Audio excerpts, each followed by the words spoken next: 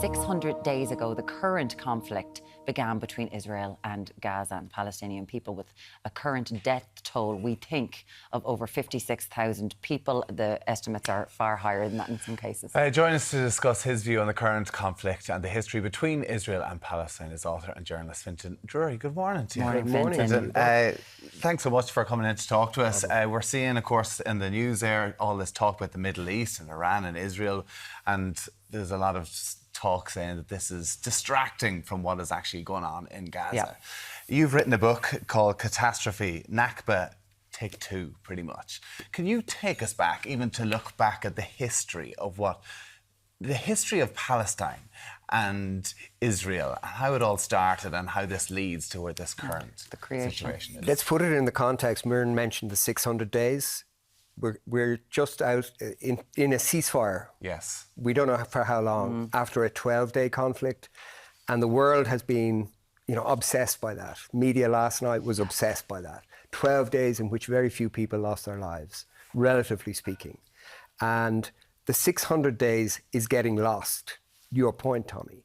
And we need to really focus on what has happened over the last 21 months in order to appreciate the scale of the genocide that Israel has conducted against the people of Palestine.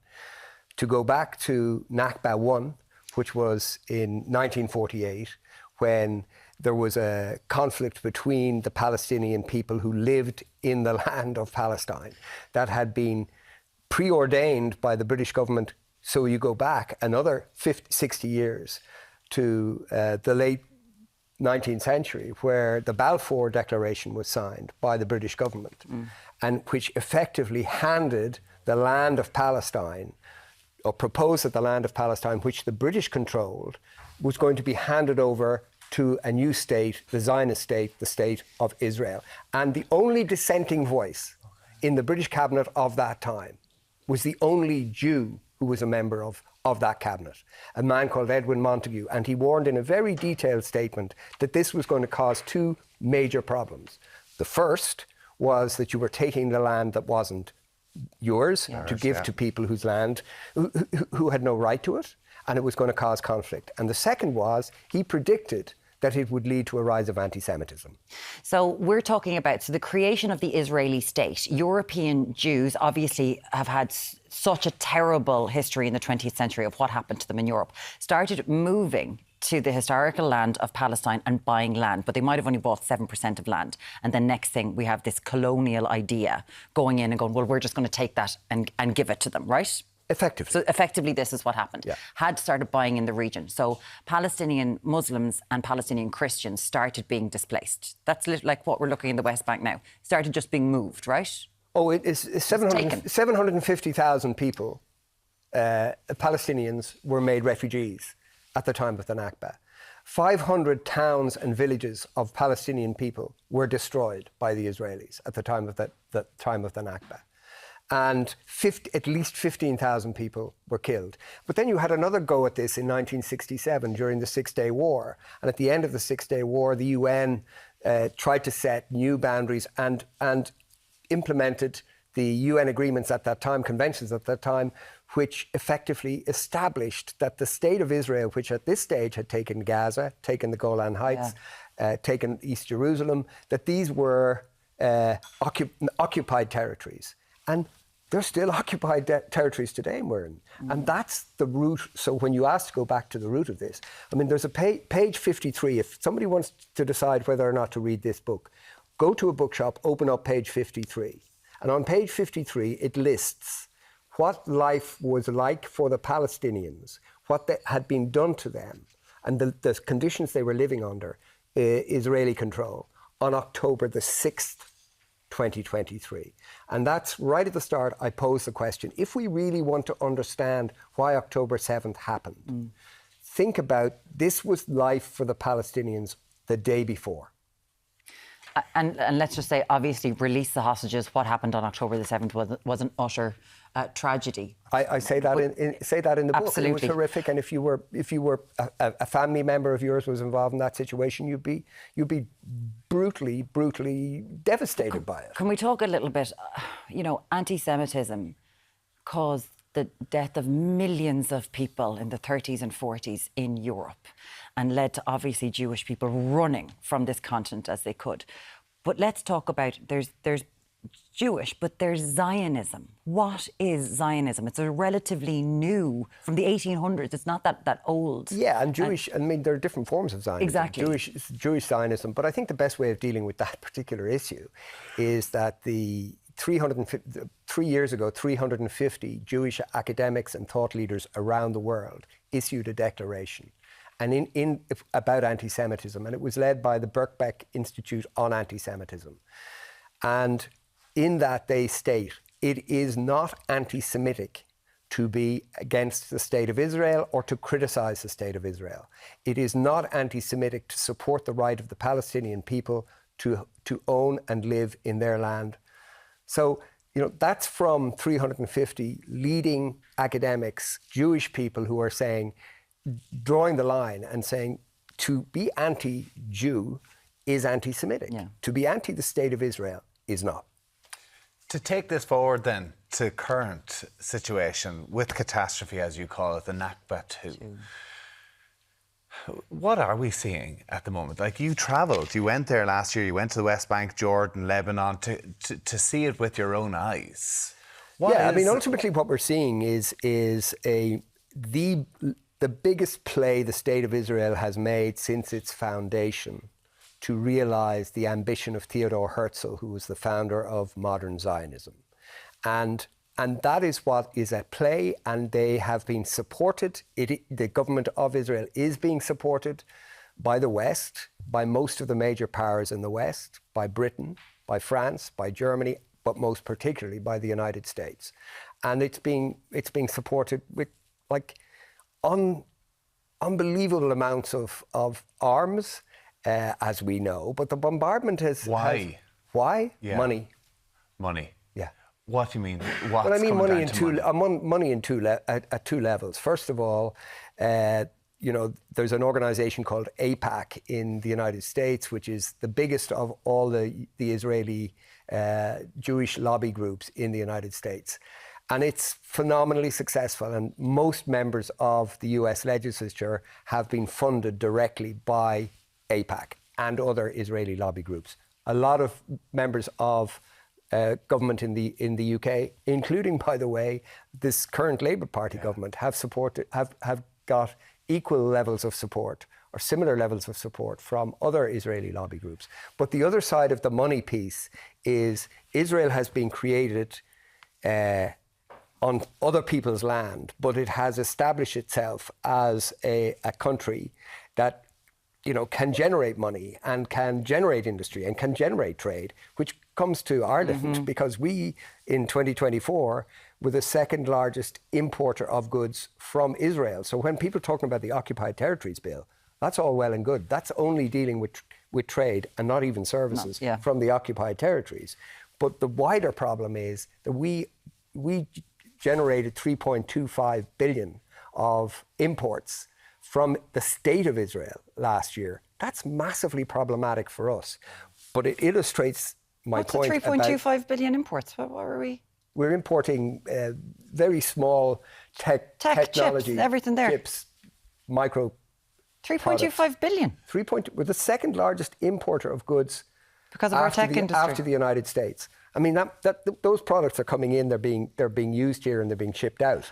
But it's to Tommy's question, and the answer I gave to the question, which is money. Yeah. And it's about money on two levels: money for politicians in terms of funding their campaigns, but it's the economic argument. We're going back to the beginnings of Palestine, the state. We're talking about your new book, Catastrophe, Nakba II.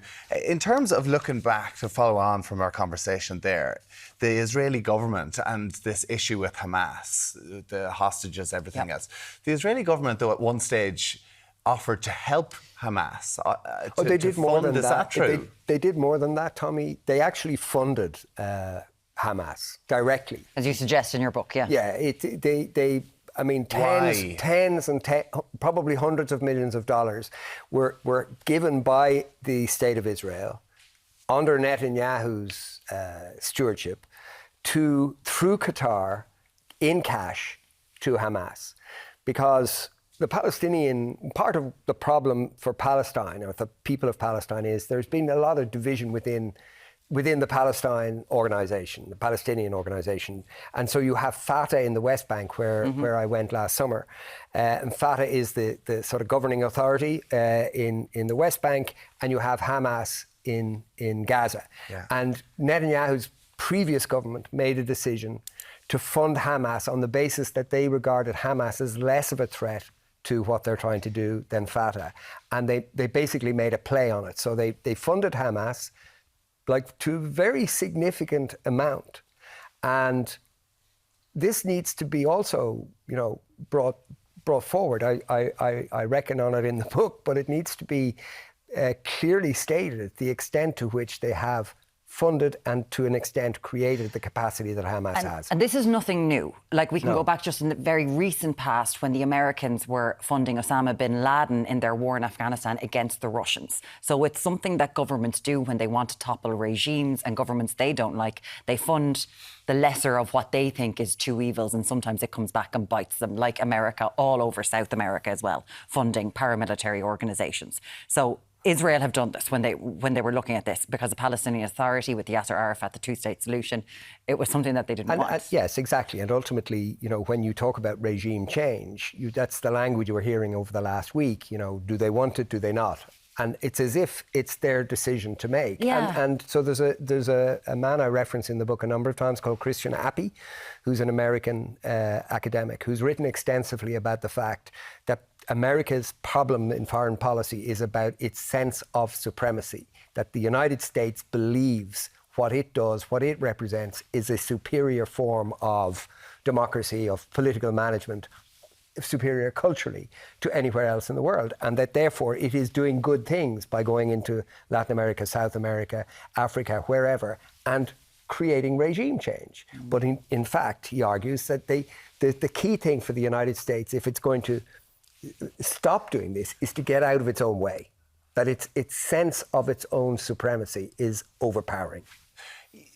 Can I go back to, so you're calling this Nakba II. And Nakba, by the way, Tommy, Nakba means catastrophe in Arabic. It lasted 6 days in the first one. Isn't that right? No, that was the Six-Day War in 1967. Where do you see the future? If this is two, where do you see the future of this? So I try not to get into, the future or how this is going to be resolved, because the reason I wrote. You don't think about how it's going to be resolved. I mean, where does it end? Because I'm not sufficiently knowledgeable, I'm not expert enough, and I mean, it would be foolish for me to start offering solutions when some of the greatest minds in the world have been focused on this. The purpose of writing the book was because I was out on marches with my daughter. I was actively involved. Trevor Hogan, whom you would know, I remember following his interest in Palestine when he was playing rugby, and I wanted to write a narrative that was accessible, that people could read it, because a lot of what's written is brilliant, but it's very dense, very hard to follow. And I wanted to write a relatively straightforward narrative that was accessible, that people could read and say, now I have a better understanding. Because there are a huge number of people who have in their gut, they have a passion for Palestine. They think they've been wronged by the state of Israel and by the West, but they may not know, as I put it in the book, they may not know their Hamas from their Hezbollah or their East from their West Jerusalem. What I'm hoping is that when they've read this book, they'll understand why their gut feeling is right. Yeah. Obviously, we live in a country where for 800 years, and it's still not solved, coming from an invasion, colonisation and a plantation of people, which is what we're looking at in modern day on our screens 24/7. So it's visceral. We can really see what's going on here.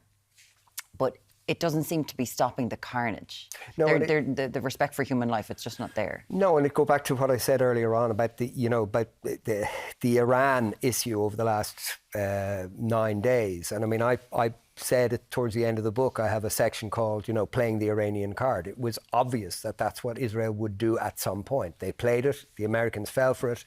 And not just the Americans, but the West generally fell for it. And we've seen what's happened.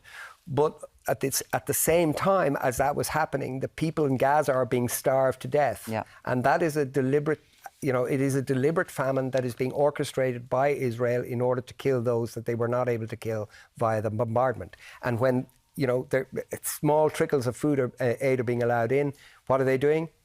You had somebody on the program yesterday who was talking about seeing the impact of kids being shot at, by snipers. We know that the few score of people who've been killed in the Iranian Israel clashes over the last week is nothing compared to the number of people who've been killed, shot by snipers as they've queued for food in Gaza. Yeah.